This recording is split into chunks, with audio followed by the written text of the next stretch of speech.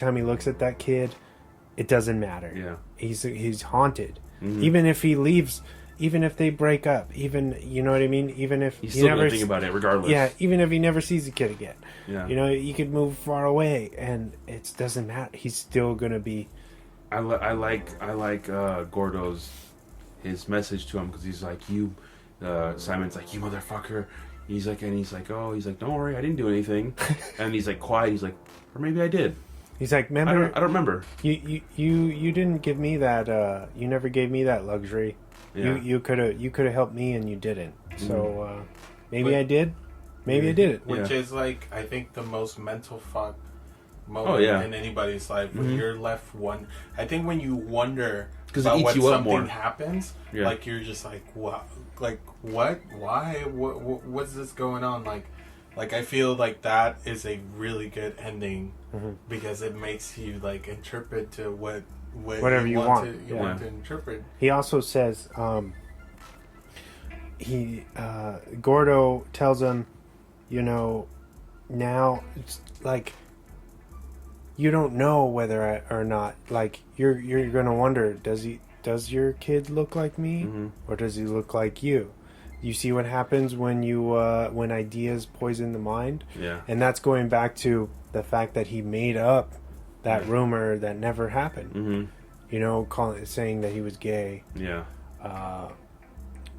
Where just he fucked up Gordo's life. Yeah, forever. For a laugh. You know what I mean? For fun or whatever. And so. And he's like, you can see it in the eyes. He's like, they say you can always tell in the eyes. Yeah. And I was like, oh my god. And then Simon is left with nothing to do but go and kind of look at his kid. Yeah. And you see him, and he walks up to the little nursery room, and Robin's there, and they just kind of have this weird eye contact where she knows something's wrong. And obviously she hates him even more because she saw the damage that he did to Gordo, that he's lied again. Yeah. So even if he says this outlandish story, is she really even going to believe it, or think that he's just like she's going to think, oh, you're just making up this crazy story to get Simon, Gordo would never do that. because you hate Gordo. he lost his credibility. Yeah, he did. Like he did. Like his credit was just like done. Yeah, like everything. Yeah. Like you fucking didn't tell me that you bullied this kid. You didn't tell me you that cheated your way to the promotion. Yeah.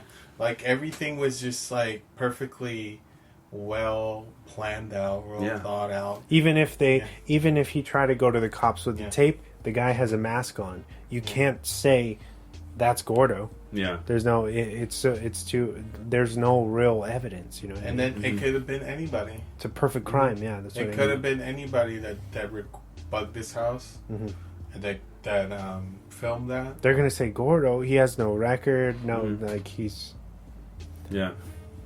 That's crazy. That was such a perfect ending. And you see when Gordo walks off and the camera kind of fades away. It's like a what do you call it, a rack focus, and then you see him take his sling off. You see the sling. He wasn't injured. Yeah, he takes the sling off and walks away like perfectly usual fine. Suspects, like you never expected. Damn, that was really good. The ending was really good. And just that you can hear even the tension when he starts to watch the footage of Robin passing out, and he realizes what's going on. You hear the shrill like, yeah, and it just elevates. It's so, oh man, it was so well done. Yeah, and it blows my mind that this is his first movie. What a monumental piece of cinema. Has he done anything else after this? Directing, I'm not sure. It's only 5 years old. Yeah. And maybe you want to watch It Comes at Night. Oh yeah. I have that at home. I'm probably gonna watch that again. Such a good movie. Have you seen Animal Kingdom? That's a good one. It's got Guy Pearce. No, I think I've seen that one. That's the one that's the movie that's the show's based on. I don't know if you ever heard of that show. It's on it was on TNT. Oh yeah, I know the show. That's what. Yeah, that's the movie is based on the movie, Australian movie. Okay. Yeah. And that's The Gift in a nutshell. Pretty much. Basically covered it all. Hopefully, if you're listening to this, you've watched the movie already. Yeah. We spoiled a lot of the. Oh, we spoiled the entire movie. I pretty mean, much. yeah, we gotta talk about something. Yeah, I don't think we do it justice all that much. No. So But I you mean, go we check it out. Yeah, watch the movie and listen to us, and then you know, Definitely. hopefully you can agree with what we're saying, Or not. or not. Yeah. This is a solid 9 for me. Oh yeah, definitely. Which is so. it still blows my mind now. It's crazy that this is his first movie. Yeah. I can't get over that. Yeah. Down the cinematography, everything. It's so well done, dude. What would you give this? I'll give it a 9 as well. 9? Yeah, 9's gonna be a definitely. 9 for me too. 9 across the board. Oh yeah. Yeah. Do we have some swan facts? Yeah, let's get into it. Oh yeah. Swan facts. All right, Swan Facts. Robin's hospital room number is actually 237 in reference to The Shining. Oh, okay. Oh. Nice. Nice. Joel Edgerton stated Fatal Attraction, Park Chan-wook's Vengeance trilogy, and the works of Alfred Hitchcock all as major influences behind this film. I can You see can that. tell. Yeah. This film was also produced by Jason Blum and Joel Edgerton because he does everything apparently. The film was shot on just $5 million while it went on to gross $59 million. That's Total. Yeah. Yeah, you made your money back in, so. Holy shit. The original working title for the film was Weirdo. Oh, okay. Which it could have been. I thought it was gonna be though. What Simon says. Simon Says would have been cool. I think they did good going with The Gift. I think Weirdo is a little too on the nose. Yeah. And I don't know, I feel like it's just giving too much away. I like the kind of ambiguity of The Gift. The Gift. Yeah. Where you're like, whoa, where's this going? The gift know, is meant to be What's something going on? Yeah. that you want. Right. Edgerton had completed this script way back in 2012. Oh, wow. Actually, so it took a few years to get off the ground. It was shot in just 25 days. I guess Joel actually waited about 2 weeks into production while shooting everything else and leaving his for later, so that way he wouldn't be too distracted trying to His scenes? act at the same time. Okay. Yeah. Yeah, that's cool. Here's an interesting one. Gift in German actually translates to poison, Ooh, spooky. which is fitting for this, right? Yeah. Nice. Yeah. Joel actually, as you guys probably could tell, Joel changed his physical appearance to give his character Gordo an off-putting look. Yeah, you tell. Yeah. Look physically different. Changes. He had like a weird goatee. Yeah. With His like, face was kind of sunken in a little bit. yeah, with red, kind of red, It's like a brick reddish hair. red. Mm-hmm. It was just like, whoa, this looks. You felt They- uneasy they- looking at Yeah, it. yeah, right. The earring and weird. everything. It's kind of strange because he's not a like him. Normally, is not a bad looking guy. No. You know, and they made him look kind of like, oh, like he could be a creeper. I don't know.